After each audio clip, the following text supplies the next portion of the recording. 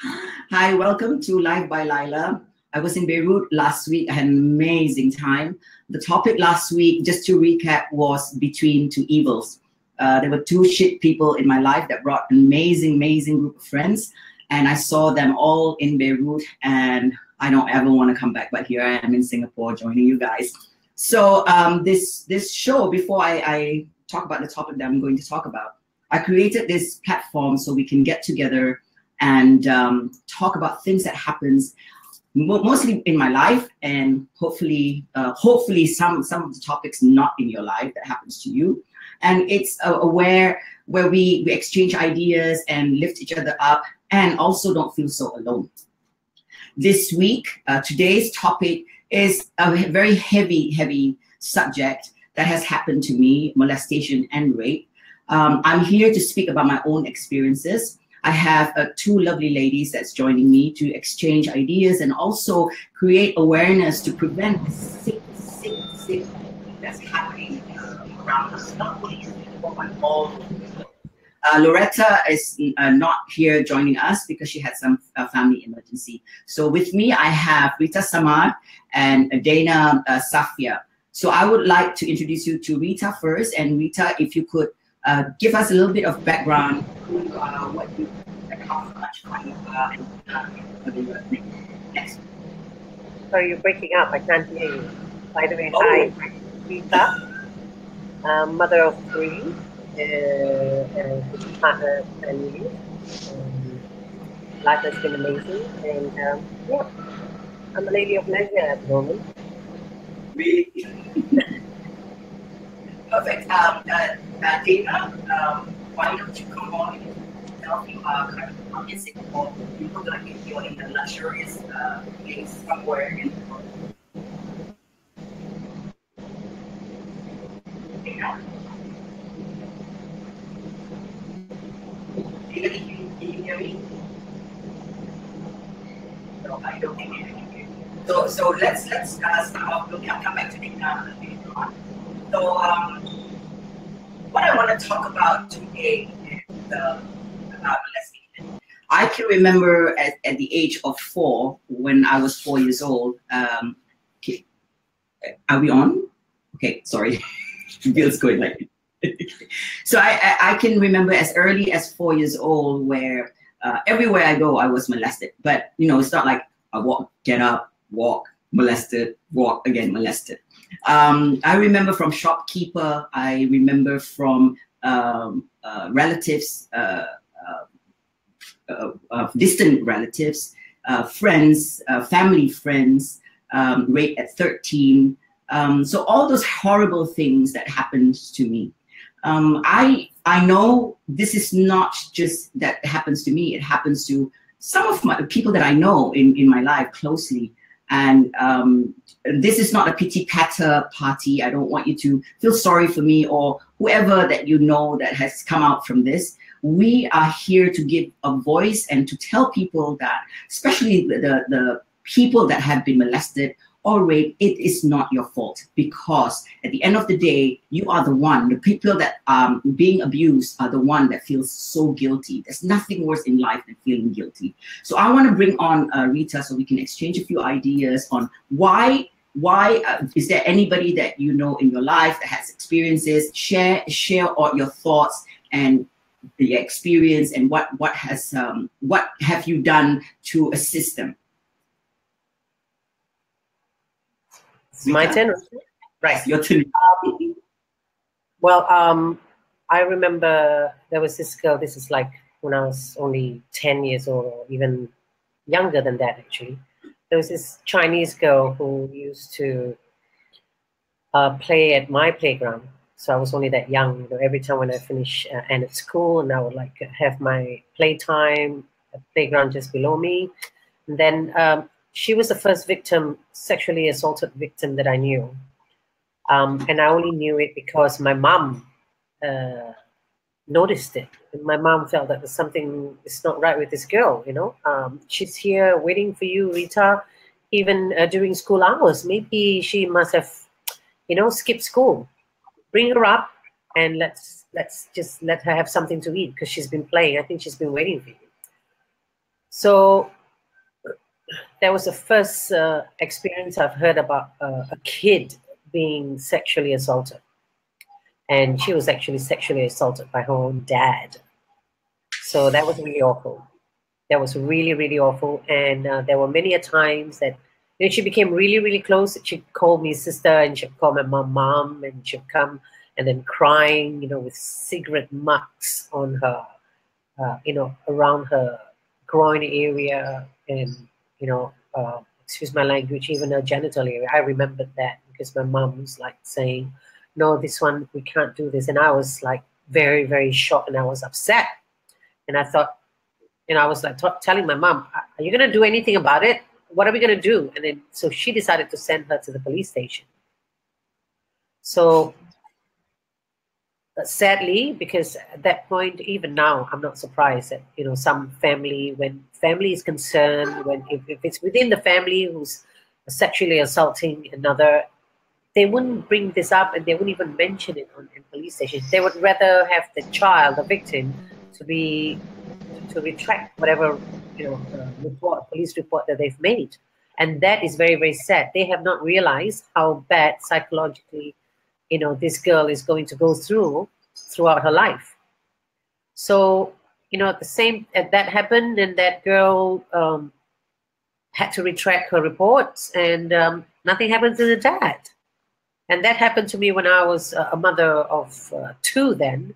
And there was a lady whom I knew who lives around the Chinatown area. She told me, she willingly told me that she was very upset that her husband, who's like a new husband, molested her daughter. And I said, okay, let's go to the police station. Because I felt bad. I felt really, really bad because, I was sexually molested. I was molested many a times. Like you, Laila, it's like, you felt that you're a jinx. You think that, there's something wrong with you. Something wrong with you, that you've always been molested by the distant relatives, but I guess, now I understand that it's because this kid was also exploring and didn't know what to do, because Asians mentality, you every time when the boys would take off their pants, and the parents will say, oh, shame on you, that Asian mentality, right? I hope this changes later on, but however, yeah, so I went through growing up being molested many a times, even by the mosque caretaker. So, but I expected my parents to help me out. And I remember this was me at 9 years old. When my parents didn't do anything about it, I was like looking up to them, and I said, oh yeah, you're going to do something about it. I was like very happy. Oh, this man is not going to get away with it. But then unfortunately they didn't, because they felt that, oh, right, he's in the mosque, he's like a teacher. So we can't do something like this, this is like a taboo. So they just let it go. So it's upsetting because you felt that, hey, you're my parents. At that point, I was only 9 years old, and I told myself, you're my parent. You're supposed to do something about it, and you're not. What is this? So that was the time where I kept telling myself, when I grow up, I'm going to start defending myself.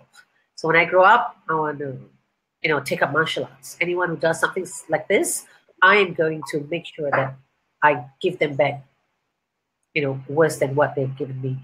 So that was my, my goal. So yes, I managed to acquire that goal. So, from that on, I think, throughout the years, 9, 10, 11 years old, I was molested, telling my family about it, and they didn't do anything about it until 13-year-old, when I was being molested on the bus.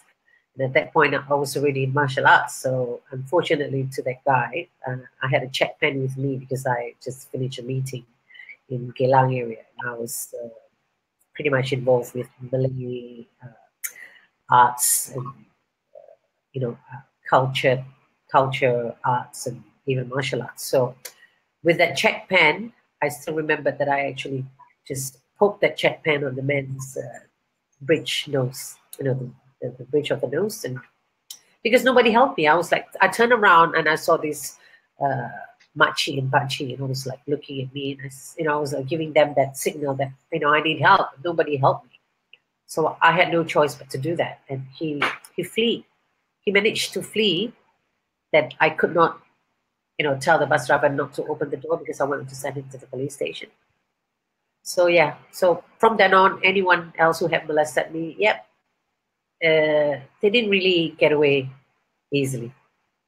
So you took the power back. I think as children, we are right to look at our parents and the adults to look after us.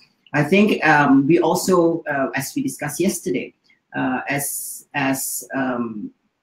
looking at my parents, we were raised as you are seen but not heard, and then we lived in the village, which is the kampong, the original kampong, where community is bigger than your own family. And I can't blame my family, like you can't blame your family, I'm sure, because they are brought up in a different times and different era.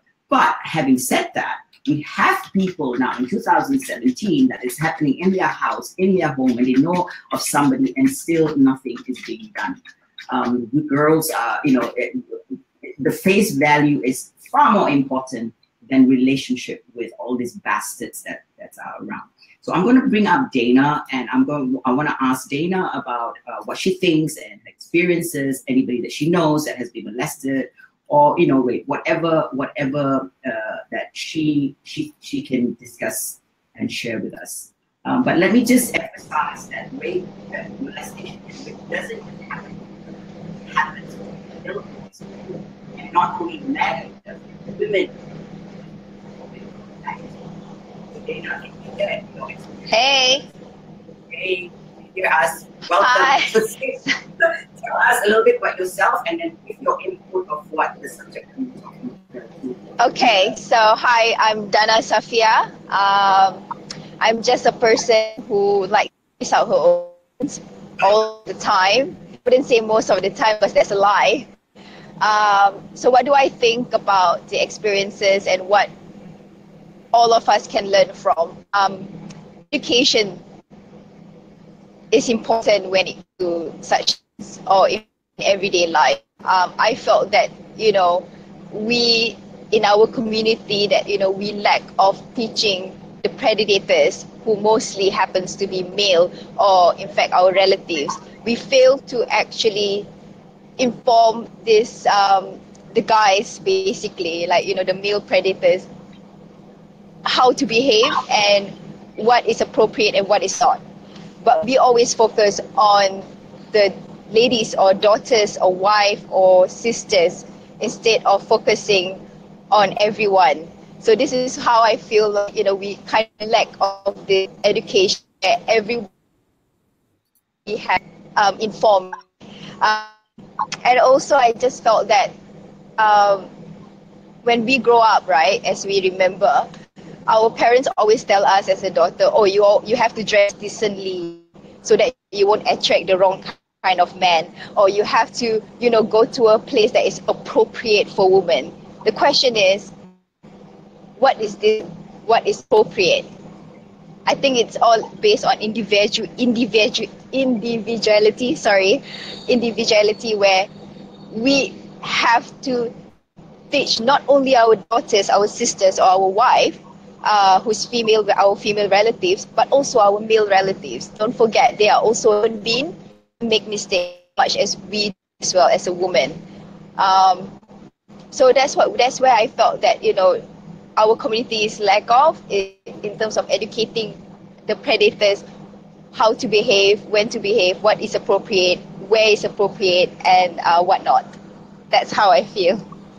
No, that's fantastic, because I think the same way, because here we are as women, we are teaching our girls, our daughters, how to be strong women, how to basically stand up for themselves, and what do actually sons, are they teaching their sons to behave appropriately, to take no as a no, not no equals to maybe. How are we raising? That's why I didn't want to have boys. This is too much my work. My boys would be like, such gentlemen that I would in order for them to be better. So you are absolutely correct. I think that I wish I had a video on because we need to give the real man, the decent man, needs to give this a voice because we are the victims that happen to us. And it's not acceptable. I totally understand what you're doing. So we that it starts from, and then we also know that as we were growing up, our parents either comes from a different caliber, and I think that there's also a question about sometimes I read it somewhere, I see it on TV, because that person is abused, then he became the abuser. I totally disagree with this. Sincerely, I disagree with this. I know how it felt. I know what a shitty feeling it was, because everything that's done is done secretly. I remember this guy, we call him Sarik Potek. I don't give a shit, he's dead anyways. So even if he's not dead, I'll name him. So he's a cameraman. So I was 4 years old and he would take photographs of me. And then things that he does is so secret. Like we will be playing Monopoly or whatever board games, and I have my friends the same age. He would put me on his lap and he would start fingering me. And the most awful part about all this is the body and the mind connection. Because the body is telling you, because you're a human being, you are creatures of feeling. So your body reacts to it. It feels good, but you know that it's not right because it's done so secretively. So I want to tell people out there that guilt that you feel because you feel good and you know that it's wrong. It's conflict of emotions and confusing. And you are the damn child. The bastards are the one that is responsible, and it's not you.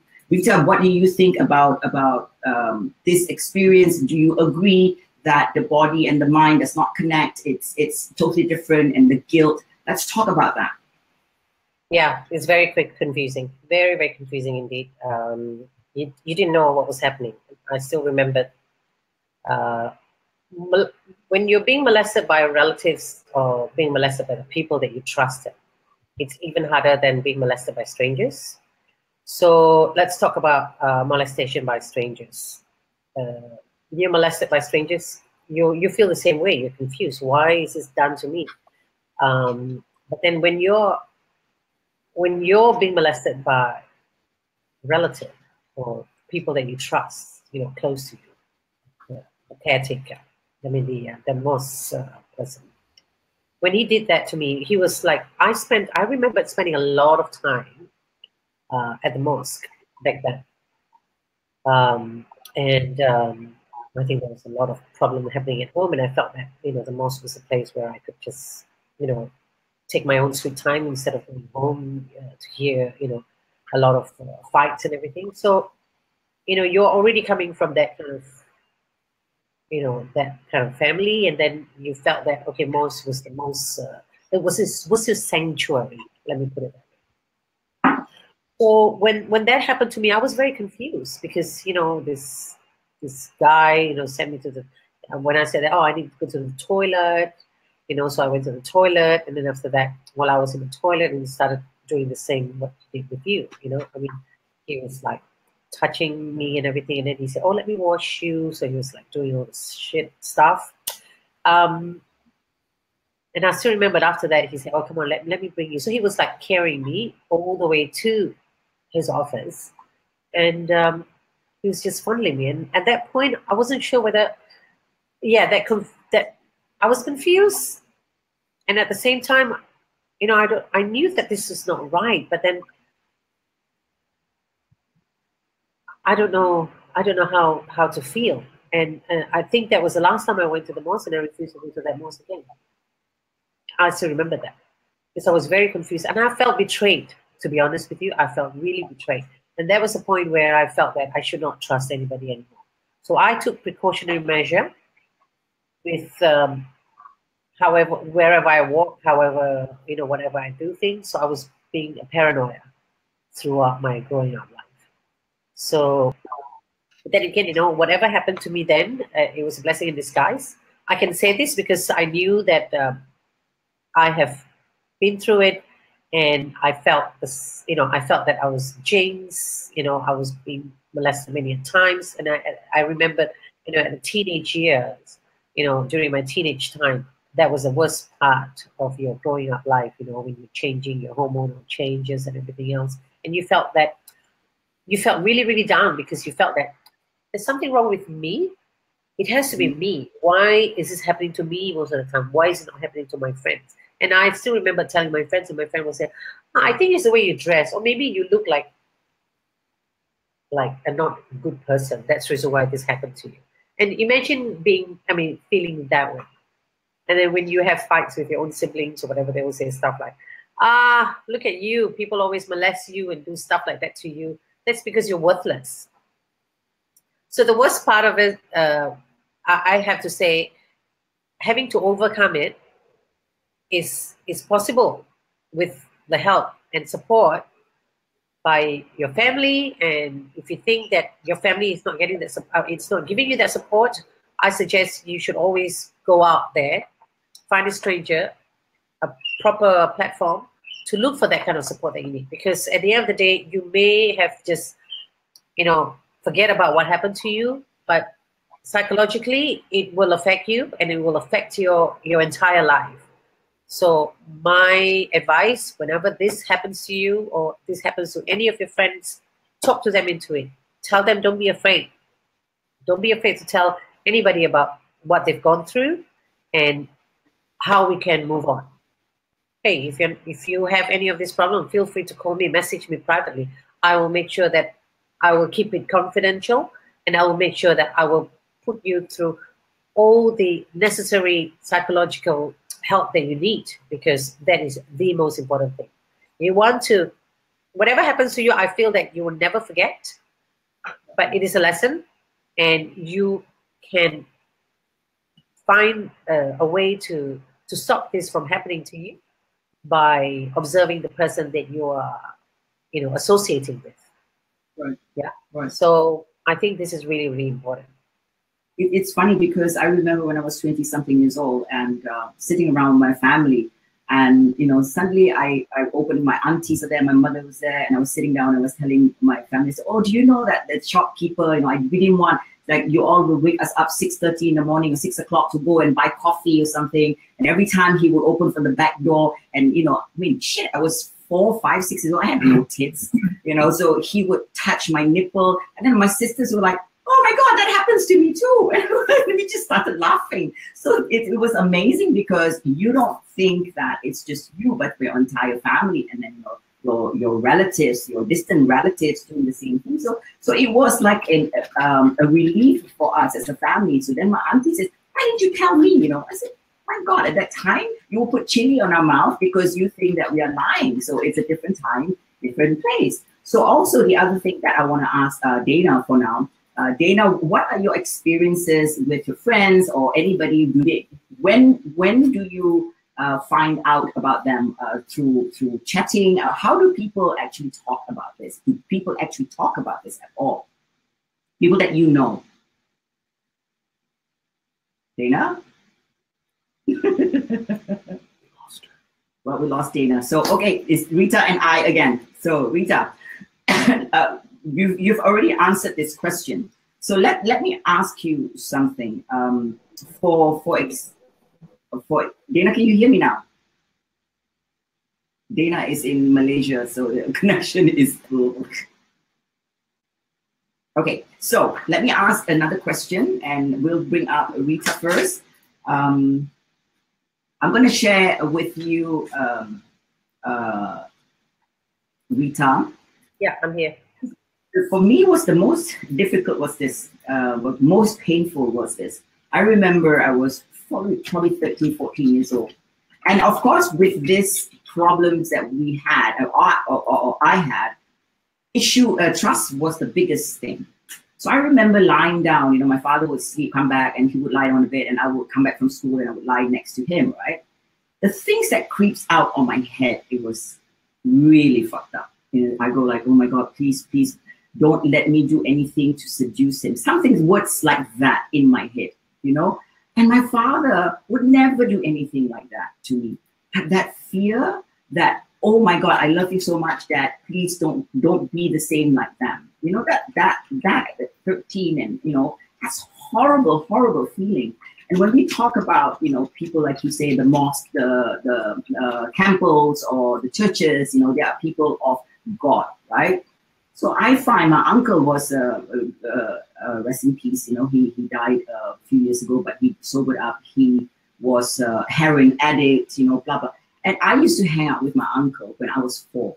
I remember he would take me to climb trees, and you know, I would gather the flowers so he can buy drugs, you know. And you know, at 4 or 5 years old, and I would watch him snort something, you know, blah blah blah. But not once would my uncle touch me. So there's a huge difference between moral values and your, you know, how your characters is a lot more. And I all these people that I have molested me have preached, have talked shit that's so good about them. And in the end, they are like wolf in sheep clothing. So can you tell me, when is the epiphany for you when you realize that it's not you, it's those bastards? Well, when I started working. So I practically carried that burden throughout my life until I started working in Mount Elizabeth. At that point, I was working at the business office, and at that point, it was owned by the National Healthcare Enterprise, American Enterprise, Medical Enterprise.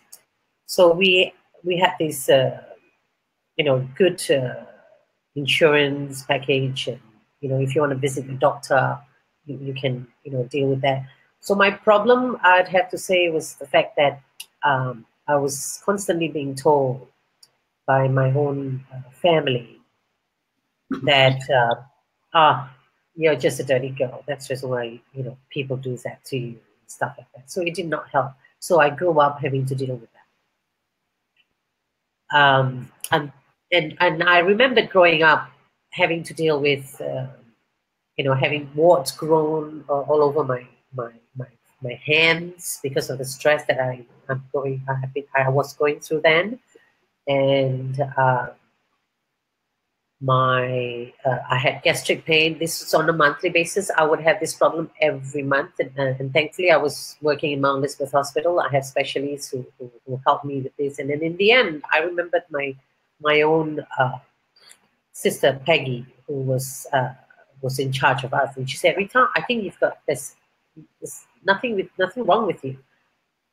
You have an issue, an underlying issue that is concerning yourself, and you're fighting within your inner demon, whatever that is haunting you.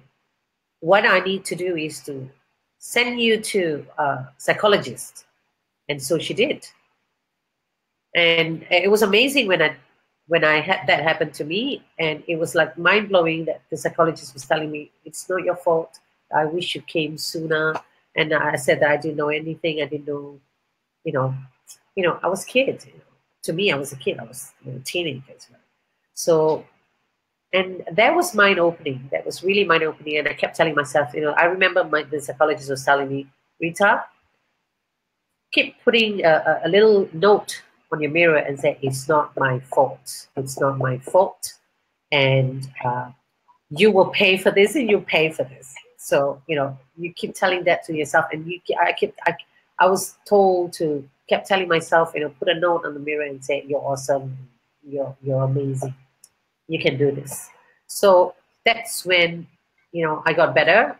And it was funny, after I went through that psychology, you know, that weekly counseling, I didn't have any more problems with my warts growth, and there was no gastric pains, you know, on a monthly basis. That was how amazing it was when you get proper help. So I think it's really, really important. So can you imagine having to go through all that time, not knowing what to do? And although you knew how to, you know, stop these things from happening, you know, after, you know, I learned my martial arts. But then again,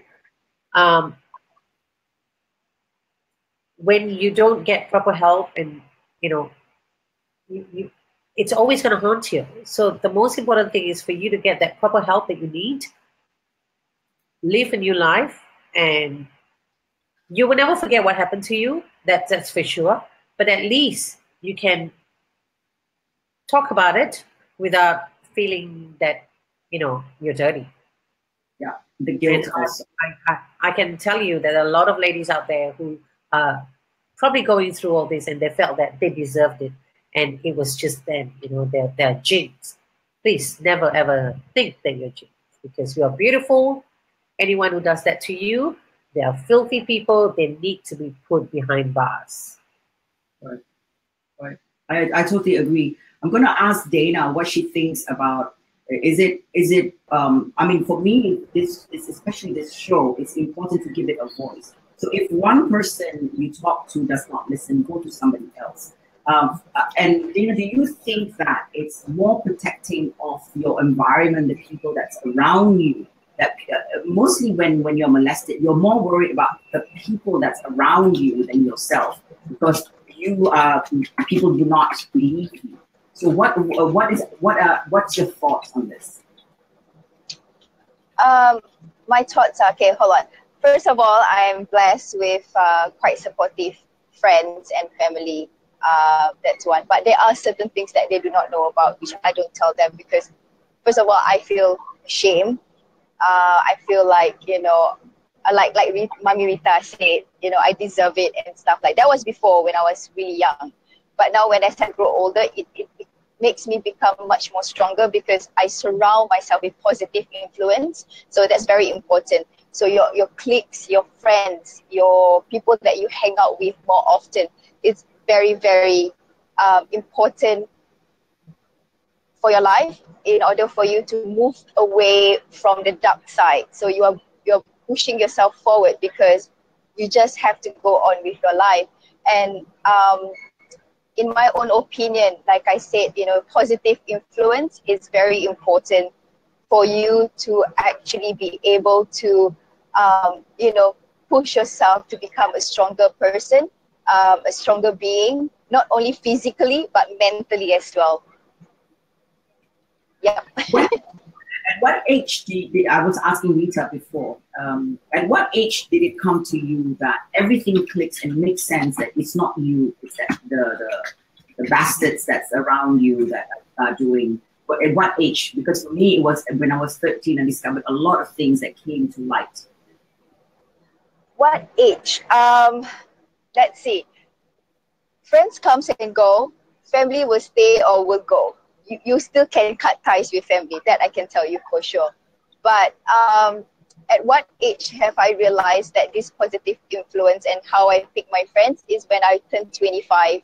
I think it's only because I'm a late bloomer, but who knows? No, but I think that's fantastic. Whether whatever age, something has to click, because if not, we would not be where we are now. Happy people. That is true. That is true. It also boils down to yourself as an individual. You have to literally look at yourself in the mirror and ask yourself, how do I want to live my life? Do I want to feel the suffering and pain, or do I want to be happy throughout the rest of my life? If you choose to be happy, then instantly as an individual, you would understand that, okay, certain things have to be changed in order for me to achieve where I want to go. And then from there, you will go, okay, then you will start sacrificing things that you felt that is necessary, but actually they're not. But it's a worth a sacrifice, because you are just going to be a better person. Yeah. So basically, like in the conclusion, is taking our power back. We were children. We did not know any better. Taking our power back is telling them, fuck you all. I was very offensive to the relatives and the people that were molesting me after I clicked. And I go like, it's not my fault. I am not the person that seduced them. I don't have anything to seduce. I was a child, for heaven's sake. I really admire people that go to prostitutes more than these bastards that's taking advantage of their children. whether boys or girls. I really salute. I don't care whether, you know, we say, oh, it's tacky to go prostitute. If you have a choice between kids and or taking advantage of anybody or paying, I'd rather you go and pay for somebody. I mean, that's the way I see it, you know. Yeah. Spend your money where it's worth. Exactly, not on fucking children, okay? No, yes, not on children. Sickos. What's wrong with you people? What do you see in kids? I don't, maybe it's because probably, I mean, I'm not going to analyze them. I just think they're sick, you know. I think that they are sick, technically. I want to interject something. This is the first time I'm doing this show. Nobody actually comments. So I think everybody's sitting like, oh my God, what do I say? What do I actually put in? Listen, you know, don't pity us, celebrate us, because here we are, 3 women sitting here talking about this and having our power back and not just, you know, feel sorry. And we had a voice, we found our strength through friends, family, or through ourselves. As Rita would say before, when I saw her, she says that, you know, you can only depend on yourself. If you depend on some of your friends, you're lucky if you can depend on some of your friends, on your family. But you have to depend on yourself because you are the gatekeeper to your happiness, loyalty, anything you want, it boils down to you. Rita, I want to ask you something. For me, I don't care. People call me paranoid. I don't give a shit. Because for me, protecting my children was the most important thing. I wouldn't allow my kids to have sleepover. You know, they can come over to my house and sleep over. And even with my kids, I told them, I said, listen, I don't care. If your father touched you, you tell me. If my brother touched you, you tell me. Or my boyfriend touch you, you tell me. Lock the door. So that's the intensity that of paranoia or whatever. So we talked about abusers being abused and become abusers themselves. So for me, I took a different direction. I never want my children to ever endure anything that I went through because it was too painful. And I don't know whether they're capable of, because this generation are too fragile. Like we all just slap, you know, we hit our head, we put coffee, and then, you know, your grandmother say, go and play. So they might be, you know, in therapy for years and years and years. But joking aside, Rita, so what do you do to prevent your kids from happening to your kids? I do whatever means possible. But I wouldn't scare them by using things like, you know, one day if you go out, you can get raped or molested or stuff like that. But I took a lot of precautionary measure. So, I mean, hence, I have a lot of extended daughters because instead of allowing my 3 daughters out, you know, like you know, I have 3 daughters. So I was very, very careful. I pay attention on wherever they go, whereabouts, you know, what they do, because I want to know that they're safe. Even up till this age, you know, they're, you know, 24, 22, and 19. I wanted to make sure that whenever they're out, they're prepared, and they must always take precautionary measure, like not having their drinks left behind in the club.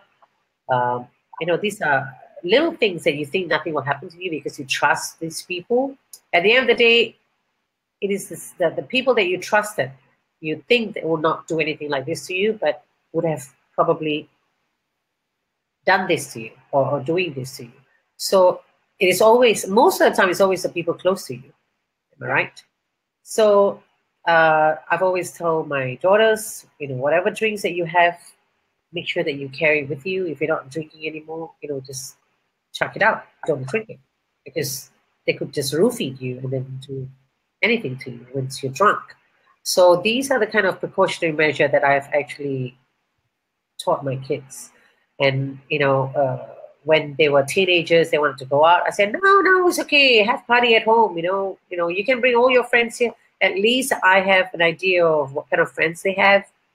And even there are, you know, a few boys, but, you know, I had good relationships with all of them. So they, you know, they all have now become my extended kids, apart from my 3 girls that I had. So these are the kind of precautionary measure that I had. I mean, it didn't help, especially when the dad and I, I decided to divorce him, and we didn't have a father figure then. So I was a father and I was a mother. So, I had to make sure that if anything happened to her, I mean, any of my kids, I will make sure I hunt this person and put them behind bars. And I still remember there was this incident that happened many, many years ago. My youngest daughter, Alana, was with a boyfriend. And at that point, I think I was away. And then my helper told me, "Oh, Mom, Alana's boyfriend is sleeping here." So I said, "How do you know?" And she went, "Oh, because his backpack is on the table right now." So I went berserk. And I was on a holiday and I went berserk. I actually called Alana and she didn't reply. And I called the boyfriend, he didn't reply. And in the end, I messaged him. And I said to him, this is so funny. I actually said to him, "Oh, so I found out that you actually slept over at my place. And I found out that I was told by my helper that you slept in the same bed with Alana. I'm going to send Alana to a police station. I'm going to send Alana to the hospital to ensure that she hasn't had sex because she was a minor. And if you had done anything to my daughter, I will make sure that you will go behind bars. Do you know what is the sentence?" And I was like messaging him this kind of stuff. "Do you know what is the sentence for having a sexual relationship with a minor? Watch out." So I was saying stuff like that on messages. And then he wasn't actually him. He was one of my daughter's best friend, the girls who live around this area as well, who slept over. It was Fatin. So I was embarrassed, actually. And so I apologized to him the next day. Alana was saying, "Mommy, what's that all about? 500 sleepaway." It's better safe than sorry. I remember when the kids were as young as 8 years old, or 7, I can't remember. It was a long time ago. I would sit them and talk about appropriate touching. There was a certain age that I stopped my ex to shower them, no kisses on the lips. And they were like, "I don't understand this." Well, I said, you don't have to understand. I think we need to teach our kids what's appropriate and what's not appropriate. Not because they need to know, but they need to know when it's happening to them.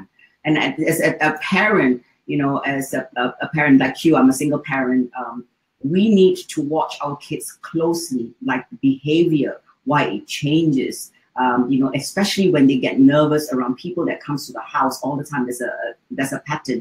You as a parent, and we come from a different generation that we need to start listening to our kids. It's our only thing that we can protect our kids. We do not want our kids to go through the same thing. Having said that, I want to read some messages now. Finally, everybody's like, "Oh my God, we can speak." So Rosalind says, "Our parents and grandparents are so concerned with authority and community that they pretended these things did not happen to their children." Dana, Rosalind also said, I also wonder how many of our mothers may have suffered the same fate. So you ladies, and this session is about breaking the cycle of silence. Do you think that, Dana, our family, I am sure my aunties, I'm sure, because I know horrible things have happened to them. They've gone through worse shit than we do, and they don't have a platform that they can talk about, because to them it's part of life. It's in the village, in the kampong. It's you be seen and not speak. So Dana, I want to ask you whether, for example, do you agree? What are your thoughts on what Rosin just said? If Dana is still here. Oh, before Dana is still trying to come on, I want what Rita says about Rosin, I'm sorry. Rosin says about parents, I remember when I was getting married, and I broke the silence about this cameraman that molested me for years. And my mother, when on my wedding day, I came out, with my kabaya, and I saw him, and I was like, what the fuck? Why is he here? So my mother invited him, despite the fact that she knows what happened to him. But you know, I am so enlightened. Let's say I'm so enlightened that I was angry at that moment, but later on I stepped back and I understand that my mother, God love her. My mother got married when she was 13, 14 years old, and the village mentality. She, for her, the community wise is it's more valuable, like what Rosalind says. But I think that our parents have it worse than we are, because we are the generation of superpower or whatever power lah. I've lost Dana again, poor thing. So it's going to be like a show for Rita and Lila. So Rita, what do you think of what Rosalind just said? Did you hear what she was talking about? Our parents must have gone through worse stuff. So it's on the screen now. What do you think? Yes, definitely. Yeah, our parents and grandparents were concerned with authority. Well, they're not just concerned about authority. Yes, you're right, about the community as well. To them, it's an embarrassment to even, it's a taboo to even talk about it. And I'm not surprised there are some who felt the same way, especially when it's concerning, if it's within their own family members who are doing this to the victim. And I'm not surprised that it's still happening now. Hi, Dana. Hi, finally. Oh my God. Okay, I almost wanted to throw both my phones out. Okay, Dana, what is your input on what Rosalind says? She says that, our parents were more concerned about authority, community, and also we should understand also, I mean, if we're going through this crap, just imagine what our parents went. What's your input on this? As I first started out saying, my input would always be, and I always believe in educating your children, educating your relative, your close ones about this issue, about sexual abuse. I felt that our community is still backward when it comes to such topics. I don't feel like they are more open up.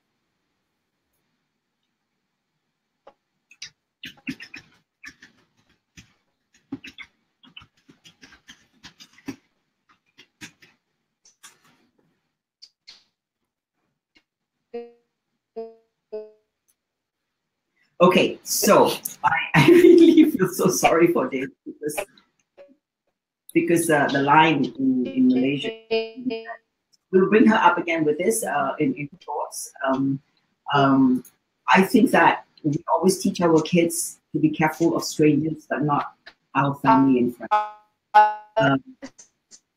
Hang on a second, guys. So I want to ask, Dana will come back and give her input, poor Dana, so I will put her on because it's important to hear. She's single, she doesn't have any kids, but things happen to her too. And it's not just for us, phobia, and the message has to be passed on. So what happens if you, this is a bit of a twist. What happens if you find your partner, Rita, watching child porn, right? So we all have fantasies and, fetishes and everything else. So where do you draw that line? Is it just fantasy, or will fantasy even cross over? How do you deal with that, especially with your own partner, whether it's husband or boyfriend or girlfriend watching, child porn of boys? Bloody hell, that's a bit twist, though. Yeah, tell me about it. Fuck no, that's not going to happen here. I mean, if I ever see my partner would watch child porn, or I think I'm just going to kick the shit out of him. That's not going to happen. I mean, thankfully that's never going to happen. But yes, if any of you ladies out there, if you have a partner or a boyfriend or whoever who watches child porn, get rid of him. Or better still, kick him on his face and then get rid of him. Or report to the authority. That is a sign of a man who's a pedophile. That's for sure. Stay far, far away from this man. You're too nice. You don't know I would snip him off. Snip him. That's what I would do. I would report to the authority, and I would even, do the community a favor, snip him. Since we have you back, so what's your input on the parents getting? We're going to cover both because while we still have you. So what do you think about parents going through worse than us? And also, you have already gotten your point of view about sleeping, but I need you to emphasize more on what you think of that. You mean back to the question that you asked just now? Oh, okay. So where did I stop? Oh my God, I don't even know. All right, so let's start back. Let me just recap back. So I just feel that we're still backwards. We need to be more open, especially our community. We need to be more open about this subject, about this topic. We need to teach our relatives, our kids, people around us, and tell them that it's okay to voice out. It is okay to let your frustration out and inform others so that such thing will not happen to another person. And you are just, protecting not only yourself, but other people around you, strangers that you do not know, so that this sort of thing doesn't happen again. This is what I think that we lack of. We just lack of being openness in our community. Right. So if you discover, do you think that it's a fine line between, he just watches or she just watches, what do you call it, child porn, it won't cross over. Do you believe that? No. I think that is the start of a sicko going out there to do something more real. I mean, just to give an example, and no filter here, right? We all watch porn when we're all young. Why don't? Who don't? Oh yeah, right.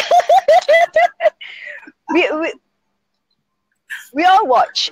So watching porn is the start of something. It's like an education for us to know what's going on behind the closed doors, right? So for someone who watches child porn, it is a start of something for them to go out there in real life. So it is actually a first sign where that person is sick, that you will know that person is sick. So that there's no excuse, oh, I'm just watching. Just watching is as bad as you just doing. Yeah. That's my point. Yeah, I'd rather you watch transgender, I'd rather you watch fetishes or whatever, gay porn or whatever, than this I can't handle. The other thing that I want to talk about is, I know it's mind-boggling because for men, I know some people that I know that are molested by women. One was the babysitter, and but he was incredible because in his mind it was a girl teaching him sex at a very young age. So it's very confusing, right? For us, we know abuse, and it's still abuse. If you're underage, it's still abuse. Only now that we are recognizing that. And I also know people that are molested by siblings, half sisters or half brother or real brother or whatever it is. That's where it hurts so much when people that are your blood, that's feeling to you, closely to you. And recently in Malaysia, this bastard of an asshole, I don't care, it's my show, I can curse, sodomized his daughter several times at 15 years old. You read about that? And then there was another incident in Johor, I think, I'm not sure in Johor, I might be wrong. He raped a baby, his own baby, saying that he thought it was his wife. Give me a fucking break. I would love to have the job of really crucifying this bastard. I mean, where did this come from? So having said that, I'm not just saying men do this, okay? I'm saying women, you guys out there that are sick, you need to, I don't know what, do something that will beat yourself up till you die or something, So for me, it was really disturbing because for me, I react very passionately when I hear somebody. I jump out of my skin when I hear this. So the other thing that I want to discuss is we always look at third world countries as, you know, oh, let's say India, you know, it's so normal to be raped. You go down the street, you're raped. You go to Indonesia, you're raped. But what happened to us? We are a very developed country. What happened in the US? What happened in Europe? We are educated. You know, is it a matter of education? Yes, absolutely education. But where does this come from? You know, one of my daughter's funny thing is that she describes to me in her university there is a rape trail. I'm like, what do you mean by rape trail? She goes like, oh, you know, people, you're not supposed to walk on that street because it's well known in the university itself. You know that people get raped. And I was like, oh my God, it's insane. And then she's also having a problem where she goes like, oh, I can't find male friends because when I think that they're just want to be my male friends, they want something else. They think that, you know, we can go cuddle, we can go hug, we can have sex, and it's so very casual. So I'm thinking, listen, you're not in third world country. You know what? I mean, every time our children do something, we get blamed for it, right? And sometimes we deserve it. So aren't we supposed to blame this boy's parents also at the same time? What are the parents? Of course, this is what I'm trying to say. Aren't the responsibility to teach the boys too, not just the girls? And then recently, someone got raped, you know, in school, and she just, literally, I'm like shitting in my pants, literally, and the girl just brushed it off and said, "Oh no, it's okay, I get over it." This is not third world country, not in India or in Malaysia or in Indonesia or whatever. What happened there? Please give me your input. Dana first before we lose her. Dana's frozen again. So Rita. No, you have to educate them. You have to educate them. You have to, if you have to, you know, let them watch the news of all these victims, these poor victims who are being abused, you know, sexually. I think it is important for you to do that. Yes, of course, you have to always educate your children. You know, it has to start from home. However, sometimes you cannot blame the parents if, you know, a child manifests its own character and has this kind of demon in them, you know, evil thoughts and, you know, dirty thoughts that they wish to have, you know, such, you know, act because, you know, sadistic people. But other than that, as parents or even in schools, they've already started teaching about sex and precautionary measure, and I think it is definitely our role, our responsibility as parents to teach our own kids. Moral has to start from at home. Right.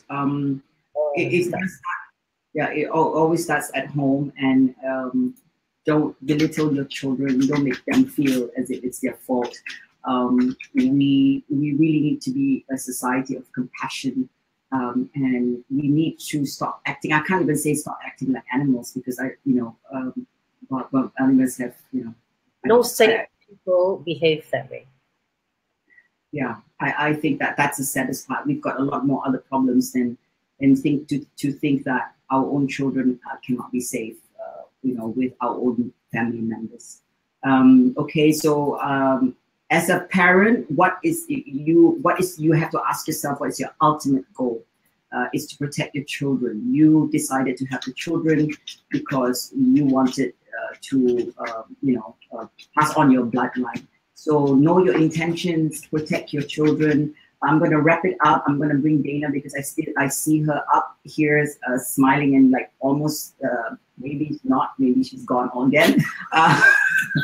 This is like playing catch with her blessing. Okay, so Rita, give us some tips and advice before we wrap this up, and hopefully Dana will be around and we can close this intense session. My tips and advice is very simple. It's as a parent and educator, I say to always, advise and provide all these advice to your kids and to the people close to you or to your family, about abuse and precautionary measure. And I also advise everyone, or I've even reached out to everyone I know. I mean, especially the girls and the girls' best friends. If should anything like this ever happens to any of their friends, feel free to tell me, because I'm always open to listen to their problems, because sometimes they may not want to talk about it because it's their own immediate family, because they don't want to get them into trouble, because they feel guilty at the end of the day, and especially if it's within their own parents, or their own dad who do stuff like this to them. How are they going to explain to their parents? I'll tell you, I remember talking to this girl whose mom spoken to me about what happened to her daughter, and the daughter said to me, "What can I do? If I were to continue making the report, Mom will never forgive me, and then who's going to look after Mom, and who's going to look after all of us?" So that is very sad, right? So this happened, and that feeling of confused, and how are they going to deal with it? Either do they have to give themselves up and allow themselves to suffer psychologically, emotionally, because they will be disturbed throughout the growing up years, and they will not know what to do and how to handle it. There are people who are able to handle it, and there are people who are not able to handle it, and who will be carrying this issue, this underlying, mentally disturbed experience that you've had, and they could not deal with it. And that is very, very, it's a very dangerous life you're living if you would have to go through this every day and haunting you. So only tips and advice I have is to always create awareness, and always tell your friends, and to all the girls out there, always be very careful when you're drinking out there, or even to the moms, especially the gorgeous moms like you, Laila. When we go out, always make sure that the drinks are with you when you're out, and especially when you're out other countries. Keep it with you and don't leave it out.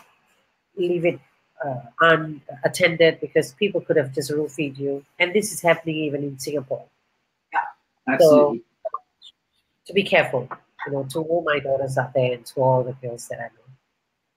Yeah, but we also do not want to forget about the boys also. It's not just happening to girls, it's happening to boys. So you gotta, unfortunately now, fortunately and unfortunately now, because we have social media, we have cameras, we know more about this, what's happening around us. In the olden days, it's a hush hush. Nobody knows. We don't talk about this. So give it a voice. I think that it's important to give it a voice. If you have said it's important to talk to somebody, to let somebody know.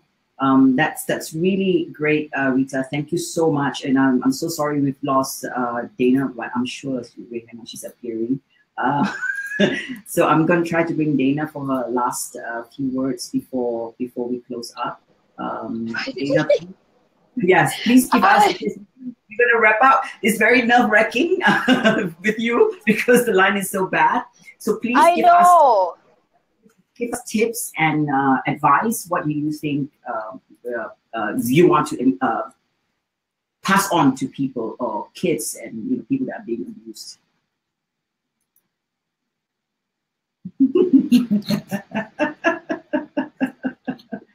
Oh my God. Okay, so hang on 1 second, guys. It's live, so she's got 2 phones. Poor thing, she's got 2 phones running, and she's trying so hard. And I love having these ladies here, and she's stuck now. So, anyways, so I'm gonna close for Dana. Dana thinks that don't put up with shit. She's very, very outspoken. She doesn't believe in mincing the words. I definitely will have these 2 ladies again on the show about other subjects. On a closing note, my advice is, take your power back. You're not, don't be a victim. You're not a victim. You're not dirty.